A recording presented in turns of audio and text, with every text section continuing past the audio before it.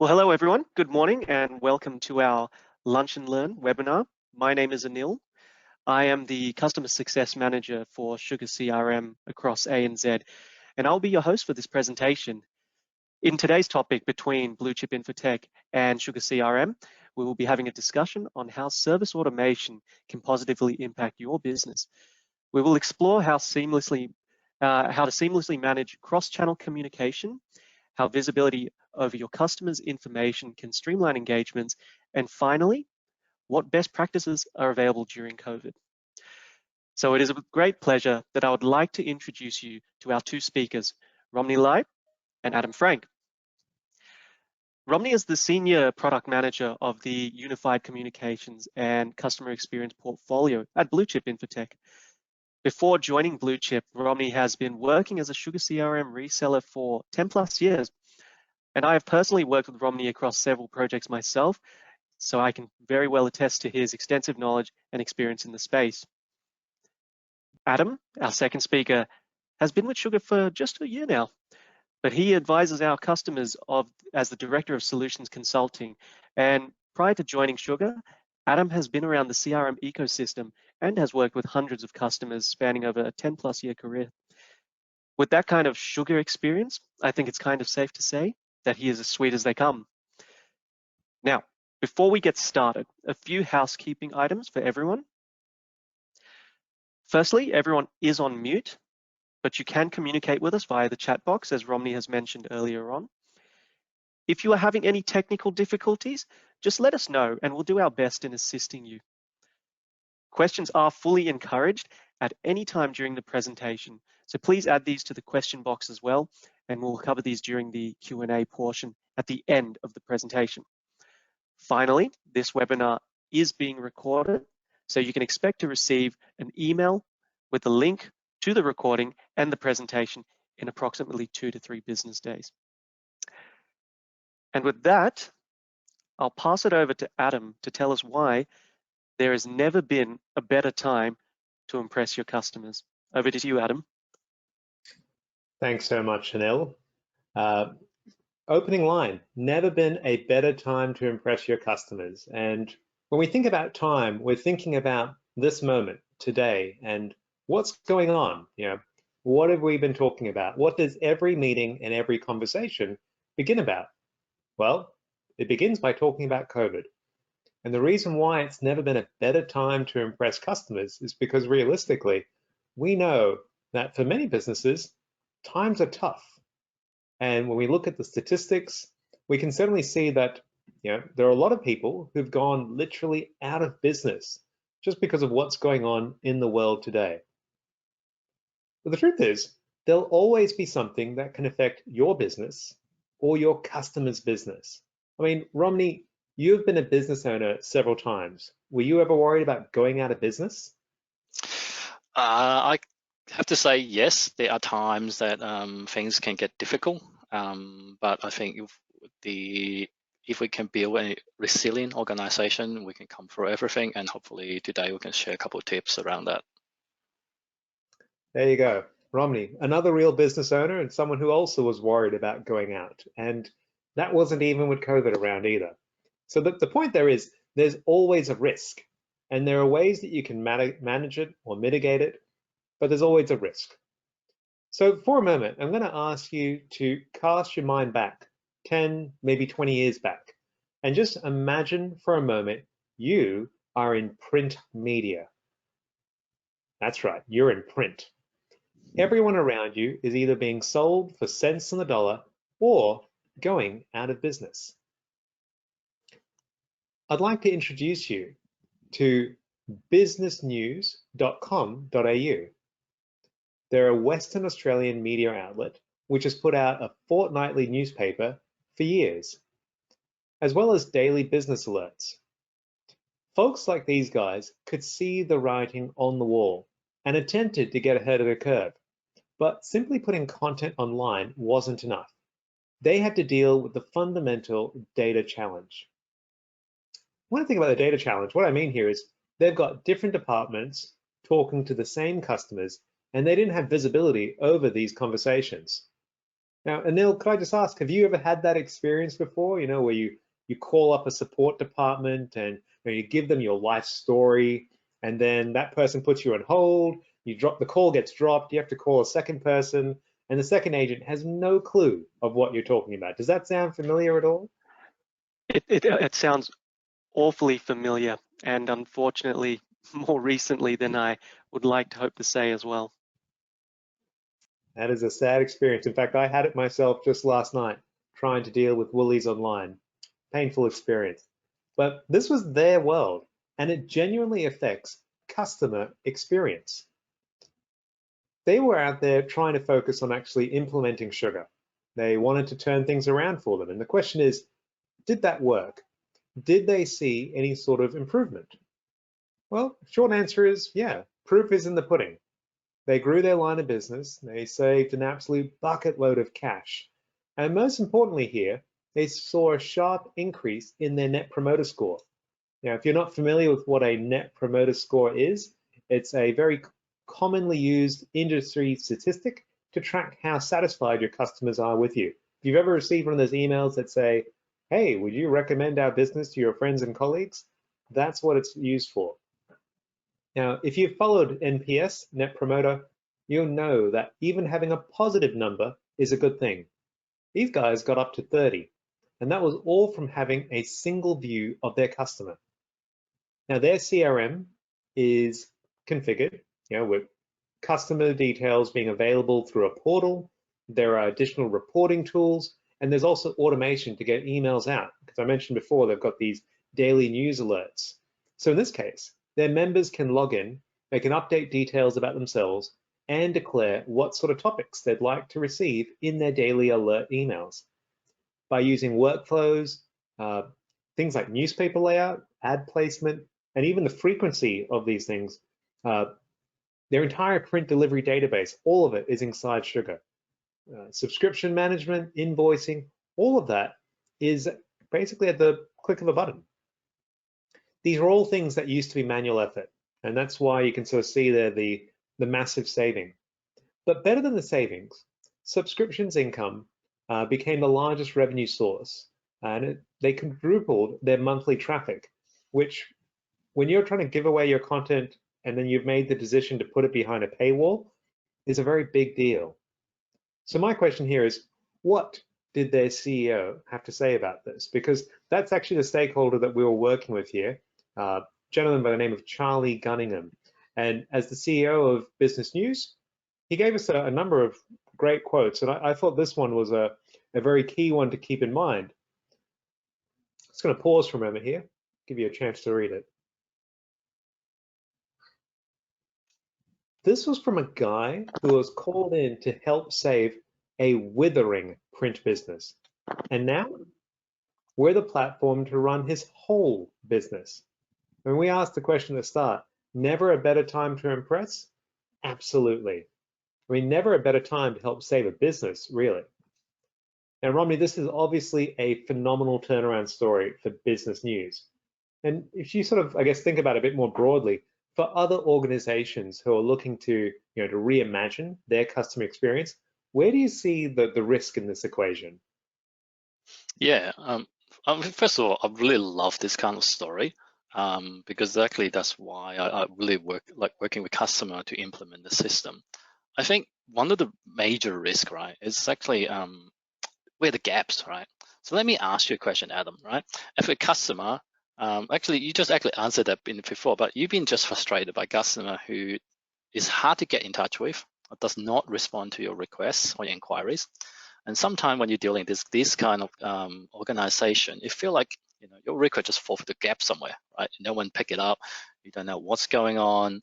Now, maybe because nowadays there's so many different ways we can communicate with each other, right? Now, one of the buzzwords that you probably heard about is called omnichannel customer experience. What we really mean is that we allow the customer to get in touch with us through a multitude of channels, right? It's not enough to just have emails, communications, or phone, or face-to-face, or brick-and-mortar store. We now have websites, self-service portal, social media, we got instant messaging, and the list actually goes on, right? So with so many different channels and with so many different internal requests from our internal stakeholders and requests from our external customer, it is sometimes quite easy for a request to fall through the cracks. I mean, I'm guilty of this. Sometimes I just, there's so many emails, sometimes one would just slip through and I sometimes just don't get back to it, right? So now let's take a pause, because there's actually another side of the story as well, right? All of you probably had noticed that the discussion about work-life balance, right? About flexible working arrangement. Now, as an employee, you probably would appreciate that. And the ability to work remotely or work from home maybe a day, 2 days a week, even just to save on time for commute, right? If you don't have to get up as early to go to the office, you can have the extra hour, to spend time with the family, to enjoy your breakfast, and then you can have a leisurely start to your day. As an employer, right, you want to attract and retain those good employees that you have, right? Now, flexible working arrangement give you another way to convince your employee, that is, yours is a good organization to work for. Now, with more organization adopting a flexible working arrangement, this means that we now have what we call a distributed workforce. We no longer sit in the same office. We actually spread out. We may not physically engage with each other. So we're more reliant on digital communication channels. Now, with the COVID lockdown we're currently experiencing, remote working is not a luxury anymore. It's actually a choice that be forced upon us as well. So a lot of organizations have to adapt with this. When we look at the webinar today, we're doing this online. I'm in my home. Adam is a different place. Anil is a different place. We rely on this kind of technology to bring us all together. So if you have a team providing support services with all of your team members working separately and remotely, you have this challenge, right? How do we make sure nothing falls through the crack, right? So it's quite essential that you have this central hub, right, to store all this information to drive your business. So Adam mentioned before, I work as a sugar reseller. I own my business before. Now, back in the days, we offer both email support and phone support, as well as a customer self-service portal. Now, there are certain challenges running a support team this way, because we need to make sure every team member have visibility to everything. We need to know who have picked a particular request, is going to take care of it and own it. If someone's away, whether they're on annual leave or sick leave, we need to make sure communication with the customer doesn't get lost somewhere, right? Everyone can still see that. And sometimes, customer being a busy person as well, they sometimes do not respond to certain requests that we have.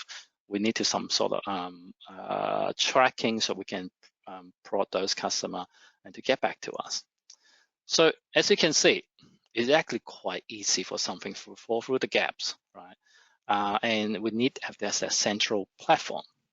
And luckily, being a sugar reseller, we use Sugar to handle all these kind of things. What you can see here now is a sample agent desktop. It's designed for efficiency and minimum number of clicks. It provides you a high-level summary of all the cases that are currently in the queue. It obviously shows you in terms of the priorities, as well as the next actions and when you're supposed to follow up. You have to see the high-level summary as well, who the customer is and who the agent looking after the case. If you can, from this particular console, you can drill down and look into any cases with a little bit more detail, right? It will give you the detail about the customer, past interaction, as well as the timeline for those interactions. And you can actually send an email, log a call from in this particular page without ever going everywhere. So everything is at agent's fingertips. And the best thing is that because everyone using the same system, agent can pick up the phone, answer a call, regardless where they are, and work seamlessly together. So Adam, we talk about, one of the high risk is that things will fall through the crack, and people now using multiple channels to communicate. Do you have any suggestion for companies who are seeking to manage all these communication channels? Yeah, absolutely. And I very much appreciate you actually getting that screen up there. That's what up there now, just being able to see all that customer information in one place. Because when I see that, as a solutions person, I often first think about the challenge, the problem here, right? So people who might be struggling with cross-channel communications. And when I started to think of my own experiences here, I mean, obviously I mentioned I had a not a great customer experience even just yesterday, and people like Anil, we run into these issues all the time. And being based in Sydney, when I think about what are the challenges that, Aussies in Sydney have probably all experienced over this last year or two and does not involve COVID, there was sort of one brand that came to mind, Osgrid, and hard to go past some of the challenges that they've sort of experienced of late. But before I go any further, I do want to acknowledge that the folks out there who are out there fixing power lines and restoring power to suburbs when there were those massive storms, they obviously do phenomenal work. And actually, they're doing some preventative work actually at my place just tomorrow. The challenge, I think, when I look at an organization like Osgrid is their customer service team. So let's just imagine for a moment that you saw some fallen power lines and you emailed Osgrid with photos, with the addresses and all the details, and you get no response. And after that, you try calling and you can't get through. So you're starting to get frustrated. And eventually you go to Twitter, the place where all frustrations eventually get out. Now, you know what's the scariest part of this? When you actually look at the dates of this guy sent his email 3 weeks before he finally came to Twitter. So concerned citizen, still willing to keep trying to do the right thing, to report an issue, and is moving across channels. From his point of view, it's one conversation. And if you actually look at their Twitter feed, you'll find that this is not the only one. I just thought this was an interesting example because he explicitly cites the fact that this was something which for him began on a different channel. And in one of his other tweets, he talks about trying to use the phone as well. So obviously, it's not great when cross-channel comms aren't working, or as Romney described it, when something falls between the cracks. So that's obviously when things don't work out so well. It'd be good to maybe just look at a slightly different situation then, right? So what is it like when you're using a proper platform? And to answer that question that Romney asked of what should people be doing, this is a potential way of actually breaking that down. So starting point is, you're going to receive a phone call, let's say. And this, I say a phone call, I mean, in theory, this could be an email, it could be an online chat, it could be a variety of different channels. And to begin with, a bot could actually answer the phone. And bots don't need to be scary. They can be friendly like Alexa. They can recognize the phone number of the person who's called in and recognize them as well. So in this particular case, the phone has recognized JLo. She's our customer and her router is not working. So challenge number one, frustrated customer. And we can tell she's frustrated because of the exclamation mark. That tells us she's not happy. The analytics in the background can analyze that and actually pick up on sentiment and go, your request is straightforward. I could actually start giving you automated troubleshooting steps like, have you tried turning it off and on again?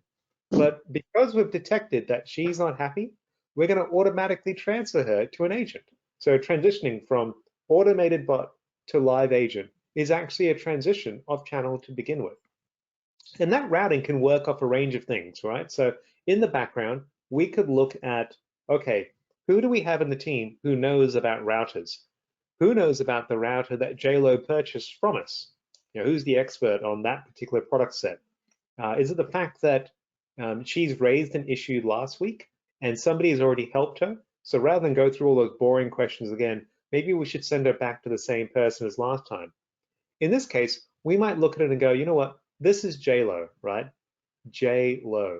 She's obviously a VIP. So let's send her straight to the account manager who looks after VIPs. And we have Anil here as our VIP account manager. Good work, Anil. And he gets onto the case. He's looking at all of her details, right? He can book a technician on the fly.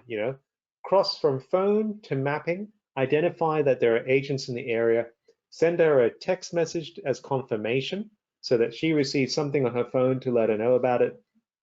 In parallel, Anil's boss might be in real time watching how this conversation actually goes, because he could get prompted with real-time sentiment and analytics to make sure that what was initially an irate customer goes down in tension. Now, Anil, as the agent here, he's going to see that sort of desktop view that Romney just displayed on the screen earlier, which means he's got everything he needs to support her and give her some comfort while she waits for that technician to arrive. And obviously, eventually, technician will get out there.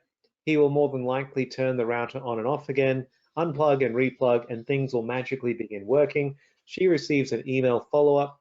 She might click through and provide her satisfaction afterwards. Maybe she calls up again. Maybe she sends subsequent comms. But the key thing is, regardless of what channel she chooses to engage, it all appears in that single stream, that single pane of glass that Romney had up earlier, showing me all the things in one go. And that's really what I guess good could look like here. And it's what I think a lot of organizations are striving for. So I think earlier we brought up one of those screens to kind of highlight what does that view look like. And I've just blown it up to make it a little bit bigger and easier to see here. This is where that timeline view is so important. Visibility of communications is key. Truthfully, your customer doesn't care what channel their communication began on. To them, it's just one conversation. Now, obviously, powering some of that technology, the eagle-eyed amongst you may have noticed an Amazon logo there, and I'm not expecting that you're all going to start switching off your current telephony systems just to make this work. So I thought I might just provide a brief example from another customer. They're using Genesis, so another phone system there, but they're otherwise doing pretty much the same thing. So they're a health insurer, and they're doing a lot of similar sort of smarts. So they are doing the intent detection piece, they're routing to the right person, and the key thing here is the case manager on the other end of the phone still has complete visibility of all the communications, regardless of the channel. Now, Romney, when you think about the organizations that you talk to on a regular basis, what do you sort of see as the challenge of making something like this actually work? Yep. The first challenge I come across usually got nothing to do with technology. It's actually about the process, the business process. A lot of the organization we work with, they have the process in place, but quite often it's in someone's head, it's not documented. And so the first step quite often is about having understanding those process. But the other part is that they are also differences, right? There are challenges. You may want to offer different kind of process to different kind of customer, whether based on the product or like Adam was talking about, is a VIP customer, right? They have a special treatment, and then then you have to handle that slightly differently. So the challenge really is come back to the abstraction and how do we do automation at scale, right? I actually have a slightly different topic when I start making this slide, and Adam quite rightly pointed out, I'm making that up. So really come back to that. How do we do automation at a large enough scales? Or quite simply, when a customer asked me before, can I have automatic case routing and prioritization with that, right? So at this point, actually, I would like to do a quick poll, if I may, to see what kind of service organization that your company engage with, whether you have some sort of different SLA for different customer, or you have same SLA for all customer, or you don't have any SLA in use, or you not sure what even is the SLA, right? So I'm going to let it run a minute. I can see that about a quarter of the people have voted so far, and yep, that's kind of what I'm expecting so far. We're going to show the result in a minute. I'm going to let it go a minute. While we do that, let me tell you a little story, right? When I first running my first business, I had this customer called Tony. Right, Tony is a great customer. It's one of my earliest customer. He's not a particularly big spender, but because it really worked with our business, supporting our business at the beginning, he gets some special treatment, right? Tony is a little bit particular. He happily have his team submit a request through email, but he always expects a callback within an hour, right? Even just an acknowledgement and that someone's looking into it, we don't have to fix a problem. We just make sure let him know that we're looking into it and give him an expectation when we can get it sorted out, right? So we actually rotate what we call Tony duty every week. So someone will be on point just to make sure Tony get looked after. As we start growing, we got more work, we got more people, and then sometimes people get sick, we get overwhelmed a little bit. We start missing those callback to Tony. So eventually we start building a automated process just to look after his requests. So let me stop the poll and I'll share the response to you guys. Okay, here we go. We can see the response, and we can see that that's the two big camp. One is that yes, we offer different SLA for different customer. Then there's a big camp that say we're not sure. Right? I think that's actually good to find out whether you are going to, what kind of SLA your company is offering. I think that's actually is quite important to understand that how you're engaging with the customer. Okay, so let me go back to the slide deck here. So we're talking about Tony, right? So Tony, yeah, we eventually build process into our system just so we can make sure someone can always get back to them, right? But Tony, the story of Tony is not really unique, right? If you think about, the 80-20 rule, right?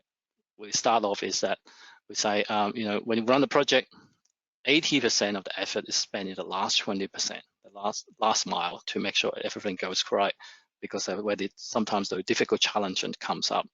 But quite often when you look at your customer profile, you find that there are these top tier customer who purchase the most from you, right? That top 20% that, probably generate 80% of the revenue for you.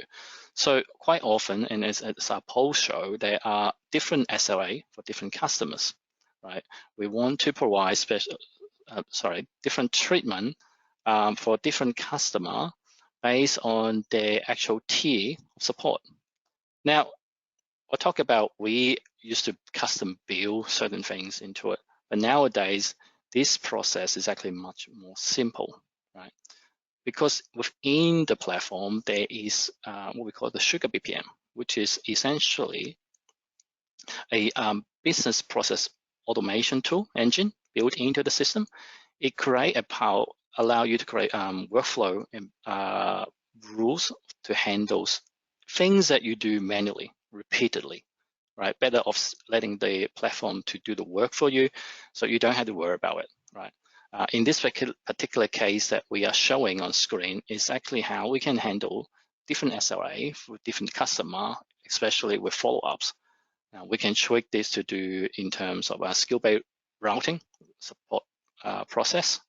We can do it based on customer T, whether they're VIP customer or they're not VIP customer, or you can even do this based on products, right? So if someone, let's say, inquire about a phone system, you can route with a particular group, or they're asking about security, antivirus, we can pass it to a different group of people to look after as well.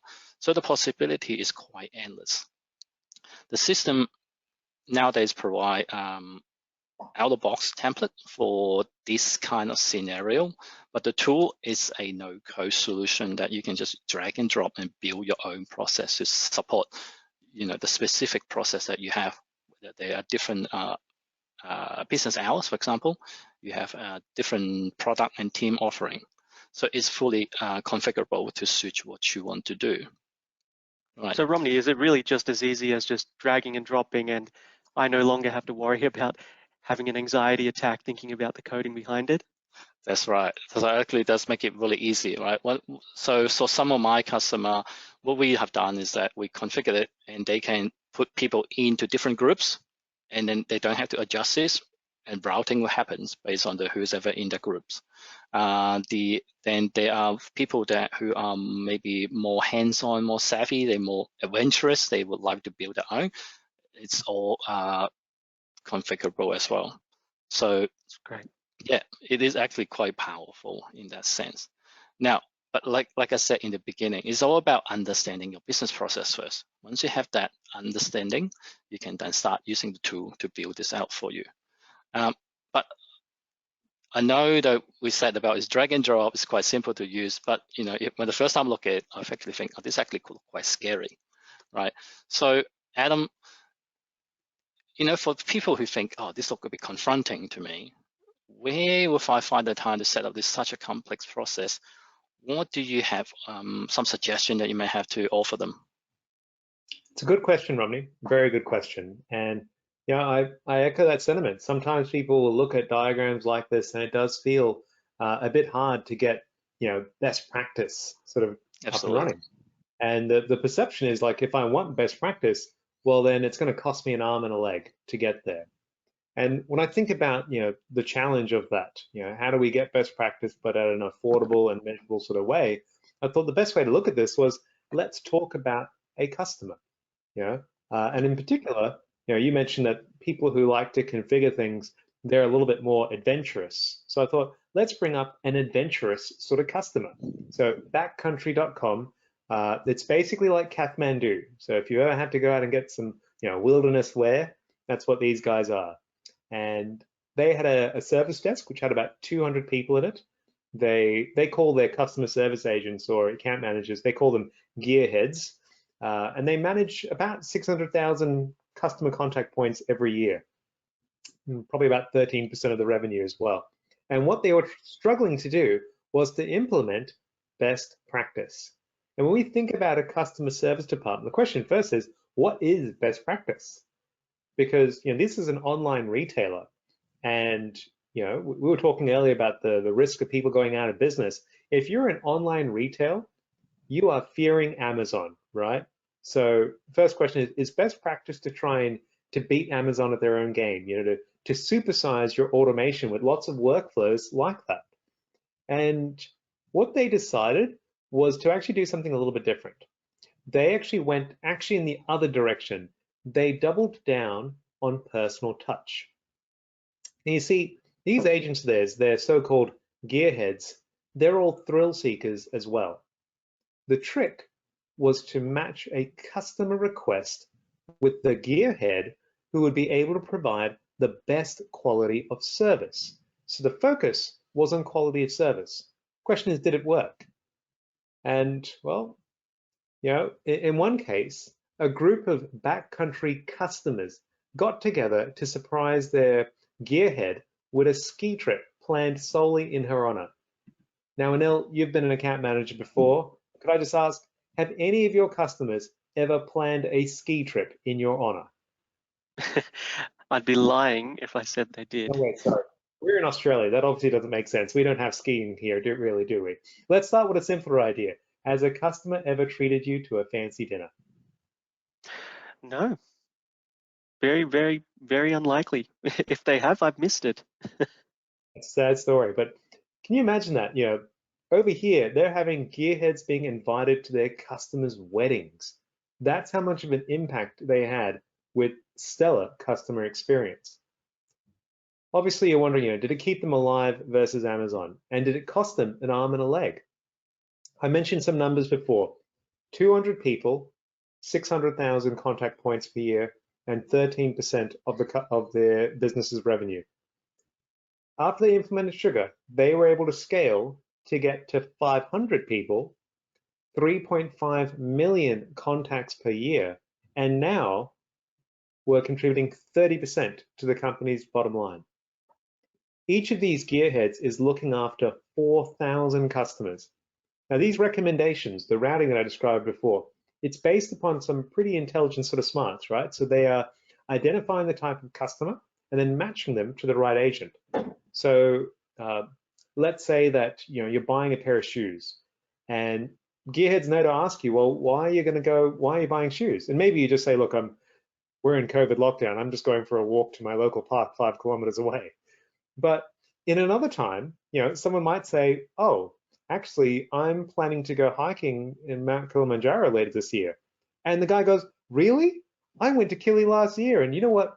There's like 6 things I wish that I'd taken with me. Do you want me to send you a list of what those things are? In what world do you say no to that, right? Like, what an cross-sell. And we're inclined to trust it because we're talking to someone else who's already been out there, someone who's already done it. And the question is, well, how did they do this? Well, it's kind of simple, really, actually. This whole concept of, routing and process orientation and focus, it's all configured within Sugar. That point-and-click designer, it sets up business rules, it triggers alerts, push notifications, and that's what's helping power their stellar experience. Now, I really hope that this slide should look familiar. And I really mean it, because Romney had the exact same workflow up earlier for a different customer. This workflow ships with the product. That's how we ensure best practice doesn't cost an arm and a leg. We will give you best practice and the tools to personalize it for your own business. And this specific workflow, we at Sugar actually use this exact workflow for our own customer service team. Where we give away what we even use ourselves. And people get super excited about business process automation like this, delivering personalized experiences, at a scale that we just haven't really seen before. But the truth is, we're giving away much more than just best practices in automation.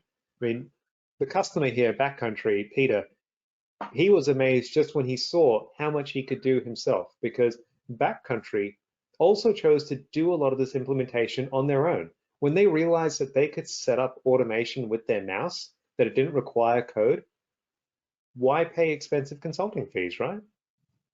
But look, the truth is, when we give away this stuff, we're doing much more than just the process stuff. There's reporting that we're giving away, standard dashboards and metrics, things like average handling time, time to the first resolution, and case closure rates. Basically, you just turn it on and then you let the platform do the work. Now, mindful of the time here that we've got here, so Anil, I might just want to ask you for a moment. Do you want to let us know if we've had any questions that have come in? Yeah, a few questions actually. So I've had a number come through to me privately. We'll actually start with one. So first one here, our business has been somewhat impacted due to the current lockdown, and we've been looking at our own platform to enable hybrid and working from home models. Where do you think is the best starting point for us to get started? Romney, Adam? Yeah, I may answer that. I think just start somewhere. Start simple, start small. Don't think about what you try to achieve. Pick a couple of key metrics and work towards that. Because there's nothing worse than analysis paralysis. If you keep thinking about, oh, if I need to hit everything, sometimes you just spend too long deciding and not acting on it. With things happening and changing so quickly, it's actually important to do whatever you can to get results as quickly as we can. Like Adam was talking about before, because the system has so many built-in templates, built-in tools that's already pre-configured, you can actually get the system up running fairly quickly. And as you start using it and you keep improving on it, adding additional automation, adding additional tracking and so on, it's actually quite simple to do. And as a matter of fact, for most of the first phase of most of my customer, we try to get the system from signing the dotted line to up and running and training all start within 3 months. Hopefully try to be less, just to so that we can start using and getting results straight away. Adam, what do you think?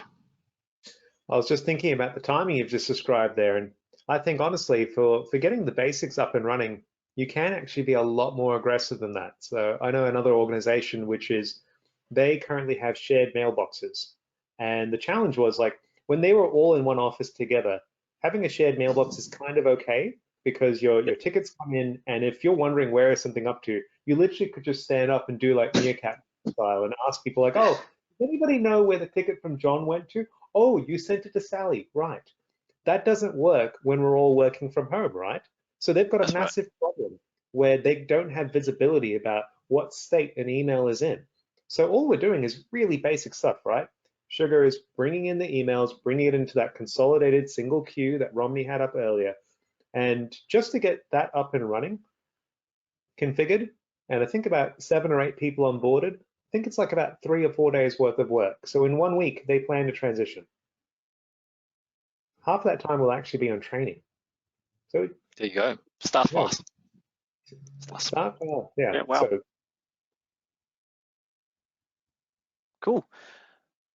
Actually, this is a good question here too. So in your presentation, you talked about auto routing cases. Our business works with different sized companies and their requests can vary greatly. How can SugarServe and the intelligence help us in this case? Romney, why don't you take this one? Yeah, so it comes back to what we said before about business process. The first step is really understanding, what tier or customer that you have, whether you want to engage them differently, whether in respond to the different SLA or different engagement model, whether you have dedicated team, dedicated account manager, and so on. Once we have that, we can just start mapping it out into the process engine and then let the platform do the work for you, right? It's that initial setup and understanding of process. And quite often it involves about the stakeholder. You get everyone involved into a virtual meeting now. You can't get in a room anymore in the virtual meeting like this. And then we brainstorm the idea to make sure we're all happy, we're all on board.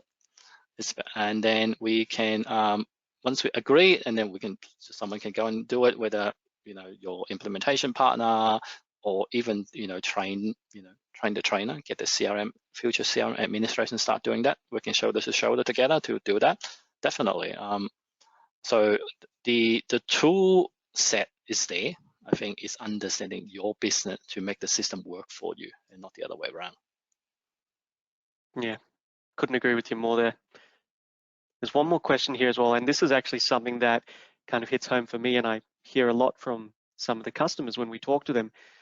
Adam, I'll throw this one to you. Data privacy is the hot button topic now.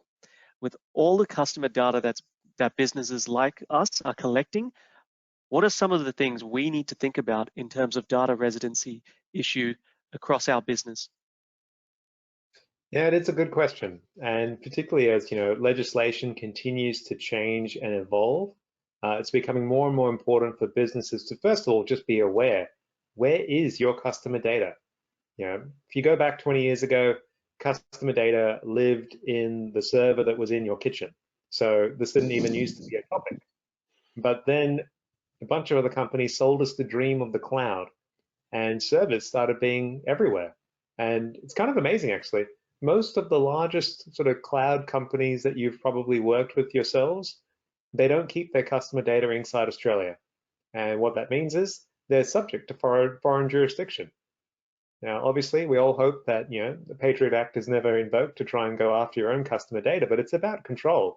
It's about being able to give your customers confidence that if they choose to work with you, they can trust that their data is safe. So starting point is just doing some kind of audit of even the places that you do store your data and trying to work out, are you comfortable with the level of risk and where that data might be? Then if you're not, then to look at the vendors who are actually keeping things in country. So Sugar is a vendor where all your customer data sits within region, never leaves it. And when you do that audit, and if you do actually look into these types of concepts, it's key to keep in mind that customer data might be more than just my name and email address. It might be the fact that you've emailed me 4 times and that I engaged with 3 of those emails. So data about my engagement with your brand, my marketing data, so to speak, is a key part of this. And I've certainly seen some very, very large vendors where they'll keep your customer data, so to speak, locally, but all the marketing data about you could live anywhere else around the internet. So there's a few gotchas in there. Quite a few companies I've come across which are unaware of those types of things, and it's something to be aware of. Australia is certainly tightening up our own data privacy regulations, and I'm only looking to see this become more and more of a topic as the years go on. Great, thanks, Adam. Okay, there any more questions? I'm just seeing if any more are coming through. Any other comments from you guys, Romney, Adam? One comment I did want to make was, Romney, you ran the poll earlier, which I thought was fascinating because a third of our respondents weren't really sure about the SLAs that aren't actually being applied. And it made me really wonder, is it that an organization may not set an SLA or maybe doesn't quite appreciate what that is? So Romney, is it worth you maybe just explaining what an SLA in this context really is? Yeah, absolutely. I think SLA stands for the service level agreement. When you provide services, a lot of time you are in a contractual agreement with the end user to say, we'll get back to you with a certain time period. This is particularly important in the telco industries, but I think to make your organization a step above, SLA is something that you should consider offering, right? Now, when people say they're not sure, I think that comes down to the internal communication sometimes to set the bar. The organization need to set the bar and say, this is our SLA. You will find that quite often the SLA is actually online as well for certain organization. I think that those are, something definitely it's a company SLA and they can show that they upkeep to it. There is certain advantage to engage with that, right? So a good example, right, is the uptime, right? When we talk about service provider in terms of internet, telephone, we always talk about uptime, whether it's 4 nines or 3 nines and so on, right? So those are the example SLAs. So now, obviously, if we don't offer that is not what you do, right? Then your SLA could be I would get back to you and your inquiry within an hour, like the Tony that we're talking about here, always want to call back. So those you can do bespoke SLA as well for certain customer. So it is all about your business and your customer and what you engage with. Yeah. I think something worth acknowledging here, and thank you for elaborating on that. I think 43% said yes, we have different SLAs for different customers, so they're actually practicing exactly what you're talking about. For the 57% who aren't, there's actually an opportunity there because customers will buy based upon perceived value. And an SLA is another thing that you can sell. And customers will actually buy on that basis. If they feel that, buying an SLA from you, that's trust, that's security, that's the knowledge that, you're always going to come back to me within a certain time period. You're always going to resolve your issues or respond within a certain time period. And that is something which a lot of customers will actually pay more for too. So if you looked at that whole section and you looked at the workflow and you thought, oh, this isn't so relevant for me because we're simpler than this, consider what it would actually be to have a premium support offering as part of your business where you do actually provide an enhanced SLA. And then the tools, the platform, does that work for you, where it manages it for you, and you've now identified an additional revenue stream along the way. Absolutely. I mean, even as simple as sometimes it's as simple as that automated response to acknowledge that your requests have been received, right? This, regardless of the size of your organization, is quite easy to do. Whether it's for support, for sales, right? Sales inquiry is a typical one as well. All this the platform can do to set up and then automate that. You don't have to worry about it, and that's the beauty of having a platform like this. Absolutely. And I'm not sure if you looked closely at the workflows that we actually had up on the screen there, but the one that both Romney and I showed, there are steps there which will automatically remind customers when you've sent them an update so that you don't have to chase them. Like, I've sent you my update, and rather than me having to remind you saying, customer, I've sent you this detail, the system just does that work for you. So it'll nudge them, remind them on a periodic basis, and if they stop being responsive, it will automatically close it as well. Yeah. Okay. So I'm just conscious of the time. So I think we do have one more question here, but it's just around pricing. So around the pricing model, is there anything that maybe Adam you can share around how we actually manage that? Sure. It's on a per named user basis. So basically, if you've got 3 people manning your customer support desk, You pay for those 3 people to be able to access the system, and they're the ones who are leveraging all the features that we've described and gone through today. Maybe there's yourself as a business owner or as a manager, that might be a 4th person, but that's basically what you're paying for. And then all the features that we've talked about and whatnot, they all just get bundled in one go. Yeah, absolutely. And I think, if there's any questions on the pricing as well, it's a perfect opportunity to get in touch with either myself, Romney, or Adam as well. We'd love to hear from you. So feel free to either shoot us an email, maybe give us a call. We can post these details in the presentation as well, or when we share the recording, you'll see them. But otherwise, I think we're right about on time. So if there's no other questions, I'll just say thank you for your time, and that concludes the webinar.